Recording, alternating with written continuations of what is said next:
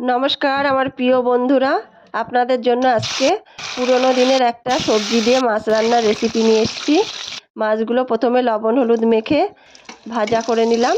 কাতলা মাছ নিয়েছি অবশ্যই। এবার শিম আর আলুগুলো পেঁয়াজ ফোড়ন দেবো ওই তেলে, দিয়ে ভাজা করে নেবো খানিকটা। তারপরে লবণ হলুদ দেব। এরপরে আমি দেব পেঁয়াজ কলি আর বেগুনগুলো দিয়ে আরেকটু কিছুক্ষণ ভাজা করে নেব। নিয়ে ঢাকা দিয়ে রেখে দেবো বেশ কিছুক্ষণ। তারপরে ঢাকনা খুলে কাঁচা টমেটো কাঁচা লঙ্কা চেরা দিয়ে দেবো, জিরে আর শুকনো লঙ্কা বাটাটাও দিয়ে দেবো, দিয়ে আরেকটু কিছুক্ষণ কষিয়ে নিয়ে ঝোলের জন্যে জল দিয়ে দেবো। জল দেওয়া হয়ে গেলে ঢাকনা দিয়ে রেখে দেবো।